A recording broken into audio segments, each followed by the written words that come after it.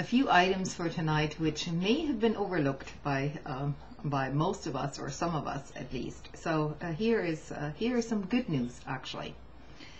The Department of Justice has dropped its case against First Lieutenant Aaron Watada, a war resister who refused Iraq deployment in June of 2006 and denounced President George Bush's decision to invade the country as illegal and immoral. In 2007, a military judge halted Watada's case following possible inconsistencies concerning a stipulation of fact agreed to before the hearing. The decision led to a mistrial, ending Watada's court-martial. The Army appealed, but a judge said that Watada could not be tried again on the same charges because it would violate his right to be free of double jeopardy. The Justice Department has dropped the appeal against that decision of that judge, and Lieutenant Watada will return after long service in the military to civilian life, hopefully, and pursue his law school studies as he had intended to. Applause for Lieutenant Watada and for doing the right thing, standing up for principles, and not caving in the face of oppression and authority coming from the higher-ups. So this is the good news. Now we're moving towards the ridiculous news, or shall we say quite sad. A family's pet dog was tasered, shot by police in Cincinnati. No, I'm pretty sure this had to have been out in the major news networks. I don't listen to that stuff, so I'm sure it was covered. Human interest story. So as the story goes, a young boy is still barking for his dog to come home after police tasered the pet, then shot it dead, and the family found the pet dead on the porch. So the small dog had been tasered and then shot twice by police. You know, this is a 5-pound dog, a Chihuahua evidently, you know, a little thing, you know, this big, I guess. So what the family did is they called, after they found the dead dog and its remains, they called the local police station and discovered what had happened to Jack, the dog, who was a birthday present to their 12-year-old son.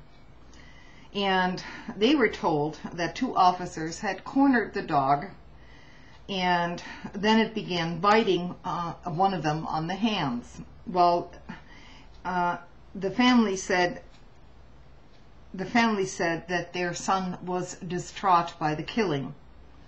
He barks for him, Bullock said, the father.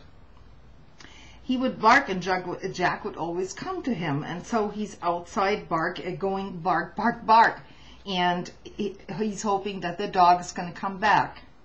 It's heartbreaking.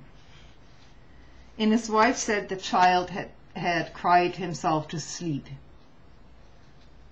Lieutenant Paul Hartinger of the Blue Ash Police Department told us that officers had no choice but to shoot the dog. Here's the official story from the police department. Well, the police department said they didn't want to shoot the family's pet, but they had no choice. Scott and Sharon Bullock returned home from a funeral last Friday to find 3 bullets on their porch and a note to call police about their dead dog. Police say the small dog had bit a jogger, and they were trying to contain it. And when it clamped down on an officer's hand, it would not let go. A taser didn't work, and neither did the first 2 gunshots. So They had to kill it. The officers, as badly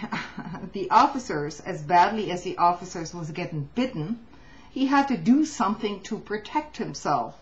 They first chose physical means, then a taser, and then when those two didn't work, they had no option but to shoot the dog. The officer is expected to recover. Now, the question is, of course, why in the hell didn't the officers call SPCA in the first place? Guess they didn't think of that. You know. And they also didn't think about the fact that once you corner a little dog, you know, he might bite back, and he might actually bite your hand. It's just, you know, why not just call in the SWAT team the next time? Use up all your resources, you know, make it go big. Make it go big.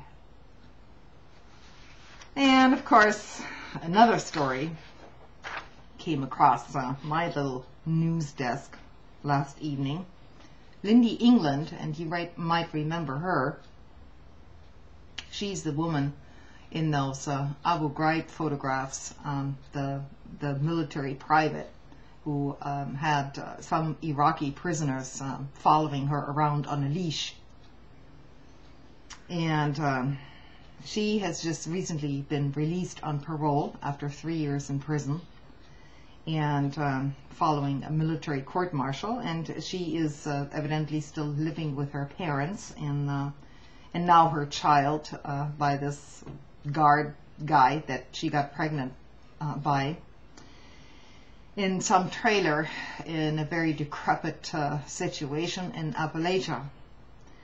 And according to her latest interview, and I will try to find a link to that if I can do that again, but I don't want to sensationalize her story in any way, but evidently she feels no remorse about her actions. In fact, she sees nothing wrong with it to this day. And but she has signed a book deal because she can't find a job. You know, nobody will hire her. And of course, no major publisher was willing to touch her biography with a 10-foot pole. But you can rest assured that Cheney will have no problem in finding one whatsoever.